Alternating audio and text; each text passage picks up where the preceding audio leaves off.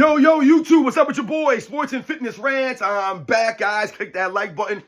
Subscribe to my channel. Ladies and gentlemen, on my channel, I'm always telling you guys, live an active lifestyle. Make smart nutritional choices. Move more and sit less, right? Fight against that laziness. It's not about what you look like in the mirror. It's about how you feel. It's not about perfection, but about consistency. And I've told you guys, man, many times, right? It's not about the look. You should not be chasing the look. And I get it, especially when we're young. That's very important for us. And for a lot of people, let's be real here, guys. Most people exercise for the look, right? They exercise because they want to look better. That's the key. And I'm not saying anything wrong with that, but that cannot be your main focus that's going to sustain and, for the rest of your life. So like I said, maybe when you're young, your teens, your 20s, that's your focus. I just want to look as good as I can look. I want to be as strong as I can be. That's great, ladies and gentlemen. But there will be a time. Maybe it's when you're 25. Maybe it's when you're 35. But there will be a time where you realize that none of that stuff really matters. That how strong you are, how big your muscles are, the look is not the most important thing. It's not. And then you start to realize that you're training and exercising, you're eating a certain way for other reasons. Because you want to feel better, because you want to live longer. You want to be around for your family, your friends, your kids, whatever the case may be, right? You want to be a better version of yourself. These are things that we start to realize. Because remember, you can look great on the outside, but feel terrible on the inside. So I want to talk in this video about how if you really want to shine in the light, then you have to suffer in the dark. You have to, ladies and gentlemen. And what am I talking about? So many times I've told you guys on this channel that people will sometimes come to me, they'll message me. Like I said, I talk to people, I train people. I'm always giving people advice and people are always asking me advice, whether they're emailing me or they're sending me messages, whatever it is. And people often asking me, or they're saying things to me or talking to me as if, I'm genetically blessed. I'm lucky because, I never had to work as hard as this person did to lose X amount of pounds or to look like them. Like I just told you guys, I've always been naturally athletic. Me and my brothers, sports always just came natural to us. So yeah, there may have been a, small window there where we're learning a game. Like I remember when I first started playing football. Like I told you, when I was growing up in the city in Inwood, there was no football team. There was no Pop Warner. Like I said, there was Little League and that's really all I had. So when we moved out of the city and my mother put us in football, I probably told you guys this story before. My mother put us in football. We didn't ask to play football. She put us into football because that's what my parents did. They put us in sports to keep us active, keep us out of trouble, right? And keep us doing something. Right? Sports is good for social, right? It's good for your physical, right? It's just good for all these things. But anyway, my mother puts us in football. And I remember, guys, I was 11 years old, maybe 12. I can't remember. 11 or 12 years old. I'm playing Pop Warner footballs in the Pee Wee division. And I remember, I didn't know what to do. I didn't know how to play football, really. I watched it on TV. My dad watched football, but I didn't really know how to play football per se, right? You watching it and playing it, it's not the same thing.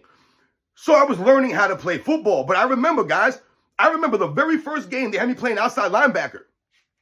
And I was terrified to tackle the kid. I remember the play. The kid's coming around the outside in the sweep. Right? And he's coming right at me. There's no one else out there. It's me and this kid. I got to tackle him. I got to do something, but I was scared to tackle him. I didn't know what to do. So I tried to push the kid out of bounds instead. The kid didn't go out of bounds, and he ran down the sideline, and he ended up getting tackled, many yards down the field. But I remember immediately my coach screaming in my face, "What are you doing, Samuels? What are you doing?" He's yelling at me and all this craziness, man. You got to tackle that guy, man. Come on, man. And I remember thinking to myself, I don't want to tackle it. I don't want to do this. I don't want to play football. I just didn't want it. I wasn't feeling it. So I remember telling my mother this. Hey, listen, I don't want to play this anymore. I remember this vividly, guys. Like I said, I was 11 or 12 years old, and I didn't want to play anymore. And my mother said, no, you're going to finish out the season. Right? I told you, it's very important. If your kid doesn't want to play a sport, I get that, ladies and gentlemen. Maybe they want to try something else. That's fine. You don't have to force your kid to play a sport for the rest of their lives or to a certain amount of time. But at least make them finish out the season. And that's what my mother told me to do. Finish out the season. We're not quitting. My mother said, about we paid money for this. You're going to play. Right? She bought me cleats and all this stuff. We're going to finish this out. So what ended up happening was at the end of the season, I ended up loving football, guys. Right? It became just a thing. Right? I was just doing it. Never again did I ever bring up the topic, the subject of quitting football. I ended up playing from that point on all the way until I graduated high school. And like I said, it ended up becoming the sport that I was best at. All right? Not my favorite sport to play, which is basketball. But I was better at football than I was at basketball or baseball. So these are the kinds of things that we're talking about, right? But when I'm talking to you guys about shining in the light, right? And people are telling me, oh, you're lucky, you look a certain way, and, you were blessed with this and that. They make it seem as if I just wake up in the morning, and I go about my day and I've never put any work in, then I just wake up like this. And I've told you guys on this channel, I don't look like this by accident. Now, there may be a lot of you guys out there that maybe look way better than I do, or stronger than me, or bigger than me, all of these kinds of things. Maybe you're all more athletic than me, and that's great. There are different levels out here in the world. All we can do is be the best at what we got. So I'm doing the best with what I have, and I'm asking you to do the best with what you were given. But there are no excuses, ladies and gentlemen. There are no excuses. So like I said, I don't look like this by accident. The people that you see out in town that maybe you want to look like, maybe these celebrities or people that you see, don't follow those guys, because a lot of times these celebrities, these famous people, their look is not natural, right? This is what we're talking about, right? So they're fooling you into thinking about you want to reach a certain image or a certain way that they look, but they didn't get there naturally. So you're chasing a ghost, basically. You're chasing nothing. You're chasing a lie. So that's why I tell you, don't listen to the Kardashians about fitness and health. What the hell do they know? They don't even like the way that they look, so much so that they've chopped their faces up. They've cut themselves here. They've gone for surgeries there. They're taking pills and powders. These people are a joke. I've talked to you guys about some of these other fake fitness celebrities, these fake influencers who Photoshop their pictures. Right? They don't even know how to work out. They don't even know how to exercise properly. All they want is money from you. So they're not going to really give you any sound advice. Like I told you, the advice that these people give you, you can get better advice, right, and information from a fortune cookie. So remember, there are many days, guys, like right now, I'm in my garage, right? It's 4:30 in the morning, man. I've been exercising since 4 a.m. So I'm waking up in the morning and I'm doing these things. There's no one waking me up. My mom's not coming here to wake me up. My dad, right? My ancestors, the people in your family tree, your genetics, my genetics are not waking me up in the morning. I'm getting up in the morning and doing what I do because this is part of my routine. I told you, this is my lifestyle. This is just what I do. I don't even think about this stuff. It's not even a big deal to me. That's why I tell you, you'll get to a certain point in life. It's never going to be easy, right? It gets easier. It's never going to be easy. But you get to a certain point where you don't even think about this stuff. I told you, I don't use an alarm clock in the morning because of all these years of getting up. The same thing with fitness and health. I don't even think about this stuff. It's something that I have to do. I have to do it, ladies and gentlemen. It's not like, oh man, I'm forcing myself to work out again. Here we go. We got to do it. No, this is something that I have to do, that I love to do, that I enjoy to do. And if I don't do it, I don't feel right. And many of you guys are the same way. When you don't exercise, if you don't go for that run, or you don't, go play that sport, whatever it is that you do, you don't feel the same. You feel off. And that's how I feel. So I've spent many days, hours in this garage, in my parents' garage, in the block in front of my parents' house. If you guys have seen, I've done a lot of those videos on the street. That's in front of my parents' house there. Right? I've been in the woods, running trails and doing things, playing sports my whole life. I told you, I'm 44 years old, guys. I did not just started doing this last year, 2 years ago, 3, 4 years ago. Oh yeah, I just started YouTube and I'm gonna start exercising now. No, I've been doing this my entire life, guys. Been playing sports since I was 6 years old.